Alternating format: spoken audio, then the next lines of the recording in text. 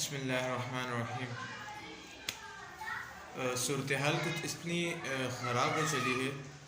اور ہمارے نوجوانوں کا حال یہ ہو چکا ہے، اسکول کالجز کا نوجوان بیہیویئرس کے حوالے سے، رویے کے حوالے سے آپ یہ سمجھیے کہ بالکل ہی نچلے درجے پر موجود ہیں کہ اساتذہ کا احترام تو پہلے ہی بہت کم پایا جاتا تھا، اب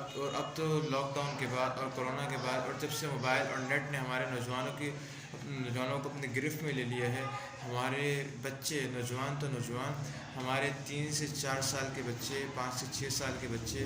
اور ہماری 6ٹی 5ویں 7ویں کے بچے اس طرح بری طرح اس کی گرفت میں آ چکے ہیں کہ ہمارے رویوں کا سدھار ہی باقی نہیں رہا۔ صورتحال یہ ہے، قرآن تو ہمیں سکھاتا ہے، اسلام تو ہمیں سکھاتا ہے کہ پیار اور محبت سے لے کر چلا جائے، پیار اور محبت سے لے کر چلا جائے تو بچے سدھر جاتے ہیں، بچے سمجھ جاتے ہیں، بچوں کو پیار سے ٹریٹ کیا جائے، بچے سمجھ جاتے ہیں۔ لیکن مشاہدہ ایسا ہوا، تجربہ ایسا ہوا کہ بچوں کو آپ نے ڈھیل دے دی، بچوں کو آپ نے پیار کر دیا، بچوں کو آپ نے دوست بنا دیا، بچوں کو آپ نے فرینڈلی بیہیو کرنا شروع کر دیا، اس کے بعد یہ ہوا، صورتحال یہ بن گئی کہ بچے آپ کے سر پر چڑھ گئے اور سر پر ایسے چڑھے کہ استاد کا مقام تو دور کی بات اور کسی کا ڈر بھی ان کے دلوں میں باقی نہیں رہا۔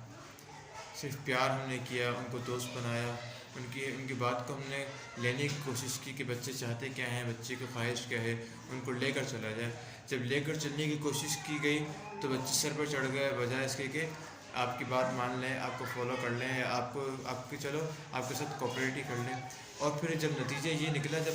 ایک لمٹ کراس ہوتی ہے اس کے بعد آپ ان کو ڈانٹ دیتے ہیں، ڈپٹ دیتے ہیں، یا آپ ہیڈ سے کوئی شکایت لگا دیتے ہیں، ان کے والدین کو جا کر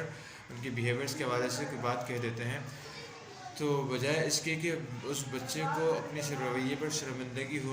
ہوتا یہ ہے کہ وہ بچہ استاد سے اس وجہ سے منہ بنا کر اور ناراض ہو جاتا ہے، استاد کو گالیاں دینے لگ جاتا ہے کہ آپ نے میری شکایت کیوں لگائی۔ صورتحال بہت خراب ہوتی چلی جا رہی ہے اور اس میں سمجھتا ہوں کچھ قصور والدین کا بھی ہے کہ ایک والد صاحب کو میں نے خود دیکھا، ایک والد صاحب کی خود میں نے وائس میسیج سنا جو ہیڈ کے پاس آیا تھا، جو کہنے لگے کہ فلاں جو ٹیچر ہیں انہوں نے ہمارے بچے کو جو ہے وہ کلاس میں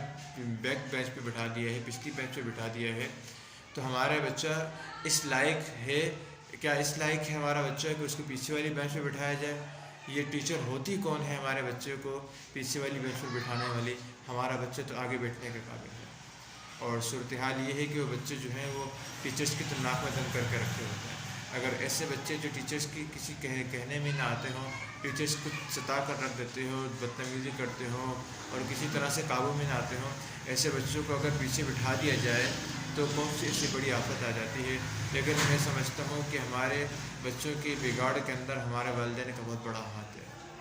جتنے قصور ہمارے والدین ہیں اتنا قصور شاید کوئی بھی نہیں ہے۔ اگر والدین استاد کا ادب بچے کے دل میں ڈال دیں کہ استاد ہوتا ہے چاہے جیسا بھی ہو، تو استاد کا احترام آپ کے دل سے نہیں نکلنا چاہیے، استاد کی شکایت گھر میں نہیں آنی چاہیے، یا آپ کی شکایت استاد کے منہ سے میں نہ سنوں، یہ احترام اگر والدین سکھا دیتے یا احترام اگر والدین دل میں ڈال دیتے تو کیا مجال تھی کہ اس بچے کو اس بات کی ضرورت ہوتی کہ جا کر گھر میں والدین کو شکایت لگاتا کہ فلاں ٹیچر ایسے۔ اور پھر رویے ایسے بن چکے ہیں، آپ ان کو سمجھاتے رہو، بجھاتے رہو، پیار کرتے رہو اور ساری چیزیں کرتے رہو، وہ آپ کے سر پہ سوار رہتے ہیں، وہ نہ آپ کو ہم کام کر کے دیں گے، نہ آپ کی بات مانیں گے، آپ کو کسی طریقے سے جینے کا حق ہی نہیں دیں گے۔ اور جب آپ تنگ آ کر ایک لمٹ میں جا کر تنگ آ کر آپ ان کی تربیت کے لیے کوئی بات کہے جاتے ہیں، ان کو ڈانٹ دیتے ہیں، ان کو مار لگا دیتے ہیں یا ان کے والدین سے شکایت لگا دیتے ہیں، تو وہ الٹا قصوروار ٹیچرس کو قرار دیتے ہیں کہ آپ نے شکایت کیوں لگائی، آپ کو ہم ہی ملے تھے شکایت لگانے کے لیے۔ تو آپ سے سوال ہے کہ آپ کو ہم ہی ملے تھے کیا ستانے کے لیے؟ کیوں والدین اپنی ذمہ داریوں سے نبرد آزما نہیں ہو رہے ہیں؟ کیوں والدین ہاتھ جھاڑ کر فارغ ہو کر بیٹھ چکے ہیں؟ کیوں والدین نہیں جاگ رہے ہیں؟ کب تک یہ رویہ چلتا رہے گا اور کہاں جا کر ہماری نسل جا کر گرے گی؟ کہاں تک یہ بگاڑ جائے گا کچھ اندازہ نہیں۔ اگر ہمارے والدین نے آج بھی اپنے بچوں کو قابو نہیں کیا اور تربیت کی جو اصول ہیں ان کے اوپر اپنے بچوں کو لے کر نہیں چلے، تو تو کچھ بعید نہیں کہ بچے جو آج چھٹی ساتویں میں ہونے کے بعد اپنے والدین کے منہ کو اپنے ٹیچرس کے منہ کو آتے ہیں وہ کل کو اپنے والدین کے منہ کو آئیں گے، اور کچھ بعید نہیں کہ ان کے ہاتھوں سے کیا بڑے بڑے نقصانات اور فسادات برپا ہو جائیں۔ تو بہت فکر کی ضرورت ہے اس بات کی کہ ہم نے کیا طے کرنا ہے، کیا حکمت عملی اپنانی ہے، ہم نے کس طریقے سے اپنے بچوں کو لے کر چلنا ہے، کس طرح ٹریٹ کرنا ہے، کب ان کو موبائل دینا ہے، کب ان سے موبائل لینا ہے، کس عمر میں جا کر ان کو موبائل دے دینا ہے، اور ان کو کیا کیا معاشرے کے رہنے کے آداب سکھانے ہیں۔ ساری چیزیں ہم کب سکھائیں گے جب ہم خود سیکھے ہوئے ہوں گے۔ ہمارے والدین ہی سیکھے ہوئے نہیں ہوتے، ہمارے تعلیمی اداروں میں چیزیں سکھائی نہیں جاتی، ہمارے تعلیمی اداروں میں صرف رٹا سسٹم ہے کہ رٹا لگاؤ یاد کر کے آؤ، رٹا لگاؤ یاد کر کے آؤ، کام کرو رٹا لگاؤ اور یاد کر کے آ جاؤ، جبکہ ہمارے تعلیمی اداروں میں کوئی موٹیویشنل اسپیچز ہی نہیں، ہمارے تعلیمی اداروں میں کوئی ایسے کام ہی نہیں، ایسی ترغیبات ہی نہیں، ایسے مضمون ہی نہیں، مضامین ہی نہیں جو اخلاقیات پر بحث کرتے ہوں، جن چیزوں پہ بات کی جا سکتی ہو۔ بس ایک بوجھ برائے بوجھ جو بچوں پر ڈالا جاتا ہے، اور بچے اس بوجھ کے تلے دبے رہتے ہیں اور حاصل کچھ بھی نہیں ہوتا، اور بچوں کے بیہیویئر اور اخلاق خراب سے خراب ہوتے چلے جاتے ہیں۔